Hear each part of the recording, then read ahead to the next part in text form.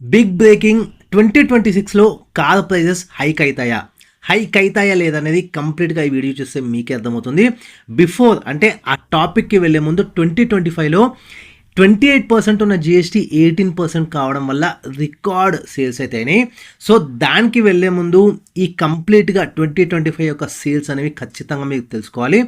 లాస్ట్లో car prices hike అయితే already కొన్ని కంపెనీస్ కూడా అనౌన్స్ చేసినాయి. అవి ఏవి అండ్ అందులో మహీంద్రా, టాటా, మారుతి ఇట్లా లీడింగ్ కంపెనీస్ ఏమైనా ఉన్నాయా, కంప్లీట్గా జెన్యూన్ రివ్యూ అయితే ఇస్తాను. చాలా వరకు పెరిగే ఛాన్సెస్ అయితే ఉన్నాయి. కంప్లీట్గా మాట్లాడదాం. అండ్ వీడియో వెళ్ళే ముందు ఖచ్చితంగా ఛానల్స్కి సబ్స్క్రైబ్ చేసుకోండి, వీలైతే ఒక లైక్ కూడా చేయండి. హాయ్ హలో నమస్తే, నేను మీ దితేష్, వెల్కమ్ బ్యాక్ టు నా garage. So car prices hike అవుతాయా లేదా 2026లో, ఇది మన టాపిక్. అందులోకి వెళ్ళే ముందు ఇంతకుముందు చెప్పినట్టు ఖచ్చితంగా సేల్స్ అయితే తెలుసుకోవాలి. రికార్డ్ సేల్స్ అయితే అయినాయి 2025కి సంబంధించి. జిఎస్టీ తగ్గడం వల్ల ఆల్మోస్ట్ 45,50,000 రికార్డ్ సేల్స్ అయితే అయినాయి. అదే మీరు 2024లో చూసుకున్నట్టయితే 43 lakhs, ఓన్లీ 5,000 మాత్రమే మనకి ఈ సేల్స్ అయితే అయినాయి. ఆల్మోస్ట్ 6% ఎక్కువ, ఓన్లీ బికాస్ ఆఫ్ జిఎస్టీ తక్కువ అవడం. 28% నుంచి అమాంతం ఒక 10% తగ్గి 18%కి వచ్చినందుకు 6% మోర్ మనకి జిఎస్టీ సేవింగ్స్ వల్ల హైక్ అయితే అయినాయి అనమాట కార్ యొక్క సేల్స్ అనేవి. అండ్ 2026లో కూడా ఇదే రికార్డ్ అవుతుందంటే అన్నీ మనకి అంటే అన్నీ కూడా ఇఫ్ ఆల్ గోస్ వెల్ అని అంటారు కదా, అట్లా అన్నీ కూడా మనకి కార్ కంపెనీస్ కానీ కస్టమర్స్ కానీ అంటే జీడిపి ఇట్లా అన్నీ చాలా ఫ్యాక్టర్స్ ఉంటాయి. అవన్నీ కూడా మంచిగా అయింది అంటే ఈవెన్ ఈ ఇయర్ కూడా 2026కి సంబంధించి కూడా 6-7% మంచిగా మనకి హైక్ అయితే అని చెప్పేసి మారుతి సుజుకి తరఫు నుంచి సీనియర్ ఎగ్జిక్యూటివ్ అయితే ఒక న్యూస్ ఛానల్కి ఇచ్చిన ఇంటర్వ్యూలు అయితే వాళ్ళు చెప్పినారు. అండ్ ఇప్పుడు మనం చూసుకున్నట్టయితే హ్యుండాయిని వెనక్కి నెట్టేసిన టాటానే కావచ్చు, మహీంద్రా కావచ్చు, ఏ కంపెనీ లీడింగ్లో ఉందో తెలుసుకునే ముందు 2020కి సంబంధించి ఏదైతే రికార్డ్ సేల్స్ అయినాయని చెప్పినా కదా, అందులో Maruti, Mahindra and Mahindra, Tata motors, Skoda and Toyota, ఇవన్నీ అంటే ఈ చెప్పిన కంపెనీస్ రికార్డ్ సేల్స్ అయితే అయినాయి అనమాట. వేరే కూడా చాలా అయినాయి, కాకపోతే యాజ్ కంపేర్ టు ప్రీవియస్ అవన్నీ కూడా మనము కన్సిడర్ చేసుకొని ఇప్పుడు నేను చెప్పిన 5 కంపెనీస్ ఏవైతే ఉన్నాయో వీటికి సంబంధించి చాలా రికార్డ్ సేల్స్ అయితేనే. అందులో స్కోడా ఉండడం కూడా చాలా లక్కీ, ఎందుకంటే స్కోడా రిలీజ్ చేసిన కైలాక్ అనేది దానికి ఎంతో రెవెన్యూ తెచ్చిపెట్టింది. అంటే ఆ హై సేల్స్ దానికి సంబంధించి అయినాయి. ఈవెన్ మనకి స్కోడా కుషాక్ కూడా అంతగా సేల్స్ అయితే, దాని సేల్స్ కూడా కంప్లీట్గా కైలాక్ అయితే తినేసింది. అంత డెప్త్గా వెళ్ళను, ఆల్రెడీ ప్రీవియస్గా వీడియో అయితే చేస్తున్నాను. స్కోడా కైలాక్కి సంబంధించి అంటే కుషాక్కి సంబంధించి కొత్తగా ఫేస్ లిఫ్ట్ లాంచ్ కాబోతుంది, అందులో ఇవన్నీ పాయింట్స్ కూడా కవర్ చేసినాను. ఒక్కసారి చూడకపోతే చూడండి. అండ్ ఇప్పుడు మనం పొజిషన్స్ గురించి మాట్లాడుకున్నట్టయితే యాజ్ యూజువల్ మారుతి సుజుకి అయితే లీడింగ్లో ఉంది. కాకపోతే హ్యుండాయిని వెనక్కి నెట్టేసి మనకి టాటా మోటార్సే కానీ at the same time Mahindra and Mahindra అంటే ఇప్పుడు మహీంద్రా సెకండ్ పొజిషన్లో లీడింగ్లో ఉంది. At the same time third position మనకి టాటా ఉంది. అండ్ ఫైనల్లీ ఫోర్త్ మనకి హ్యుండాయికి సంబంధించిన కంపెనీ అయితే ఉంది.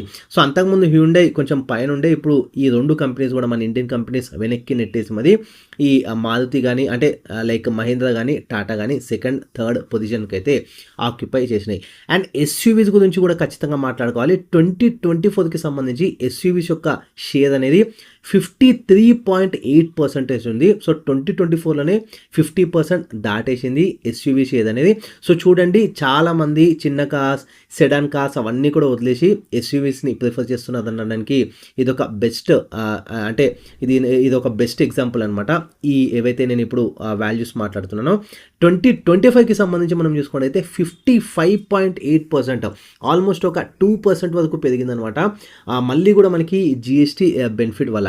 అండ్ ఇప్పుడు ఫైనల్లీ ప్రైజింగ్ విషయానికి వచ్చినట్టయితే నార్మల్గా ఎవ్రీ ఇయర్ కూడా ప్రైజెస్ అయితే ప్రతి ఒక్క కంపెనీ ప్రతి ఒక్క వెహికల్ ఖచ్చితంగా ఒక 10,000 ఎందుకు కాదు, చిన్న కార్కి సంబంధించి పెద్ద కార్ వరకు చాలా వరకు పెంచుతాయి అనమాట.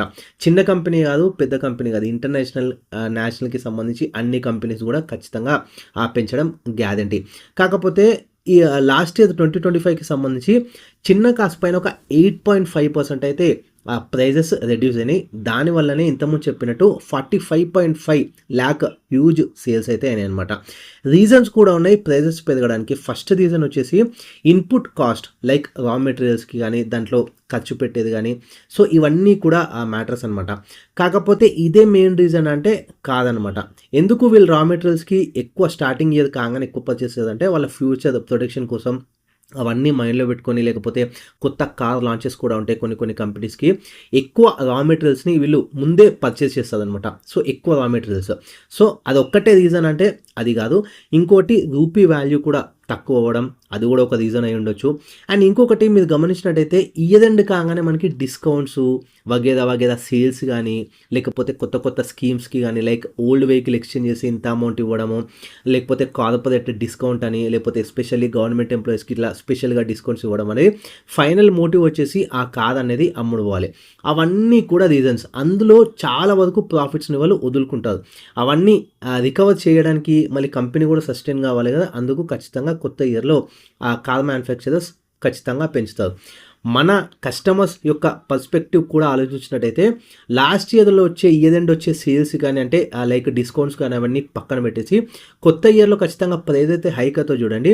ఎక్కువ ప్రైస్ ఇచ్చినాం కాబట్టి అందులో ఇంకేమన్నా ఎక్కువ మెటీరియల్ కాస్ట్, అంటే మెటీరియల్ ఎక్కువ ఇంకొంచెం సేఫ్టీ పరంగా ఎన్హాన్స్ అయ్యి అట్లా అనుకుంటారు చాలామంది. అట్లా కాదు, అదే మనకుంటుంది, కాకపోతే కొత్త ఇయర్తో మనకు వస్తుంది. ఒకవేళ మీకు ఆ వెహికల్ ఒక 9 to 10 ఇయర్స్ ఖచ్చితంగా వాడతా అంటే మీరు ఓల్డ్ వెహికల్, అంటే లైక్ ప్రీవియస్ ఇయర్ వెహికల్ మంచి డిస్కౌంట్స్తోని మంచి స్కీమ్స్తో కూడా మీరు ప్రిఫర్ చేయొచ్చు, రాదర్ దెన్ మీరు కొత్త ఇయర్ వచ్చేంత వరకు ఆగకుండా.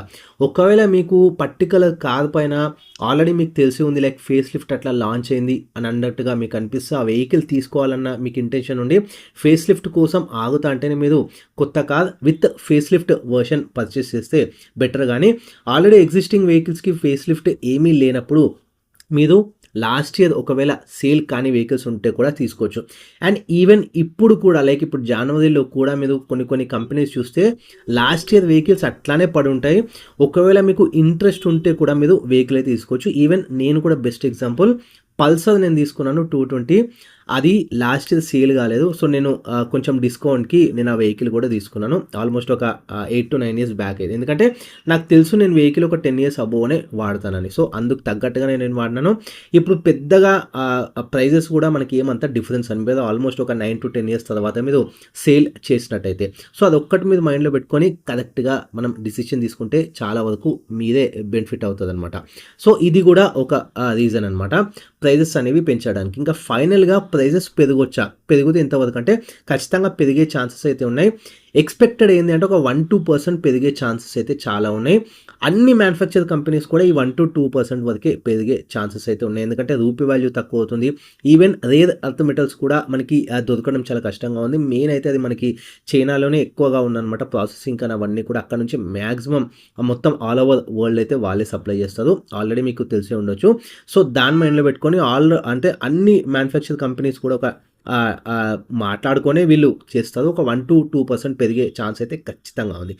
ఆల్రెడీ రెనాల్ట్కి సంబంధించి, ఆడీకి సంబంధించి అనౌన్స్ అయితే చేసినారు. ఎంజీ మోటార్స్ కూడా ఇంక్రీజ్ చేసే ఛాన్స్ ఉందన్నమాట. మెర్సిడీస్ కన్ఫర్మ్ చేసింది ఇంక్రీజ్ చేస్తున్నామని. మారుతి కానీ, టాటా కానీ, మహీంద్రా కానీ ఇప్పటికీ కన్ఫర్మ్ చేయలేదు. రీసెంట్గా న్యూస్ ఇంటర్వ్యూకి ఇచ్చిన మారుతి ఏదైతే ఎగ్జిక్యూటివ్ సేల్స్కి సంబంధించి వాళ్ళు ఉన్నారో వాళ్ళు ఇంకొంచెం డిస్కస్ అయితే చేస్తున్నదంట. సూన్ వాళ్ళు కూడా ఒక ఒపీనియన్తోనే అయితే వస్తారు. ఈవెన్ టాటా వాళ్ళతో కూడా లైక్ నేషనల్ మీడియా వాళ్ళు మాట్లాడుతున్నారు. వాళ్ళు కూడా ఇంకేం డిసిషన్ తీసుకోలేదు. సూన్ మీద పంచ్ ఫేస్ లిఫ్ట్ కూడా చూడబోతున్నారు. ఆల్రెడీ సియాదా కూడా మనకి ప్రైజెస్ అయితే అనౌన్స్ చేసింది. ఈవెన్ ఫేస్ లిఫ్ట్ కూడా వచ్చింది. వాటిపైన కూడా ఎంతవరకు ఎఫెక్ట్ పడుతుందనేది మనం చూడాలి. సో వీళ్ళకి కూడా పెరిగే ఛాన్సెస్ అయితే ఉన్నాయి. కన్ఫర్మ్గా అయితే నేను చెప్పను, వాళ్ళే డిసిషన్ ఇంకా తీసుకోవాలి.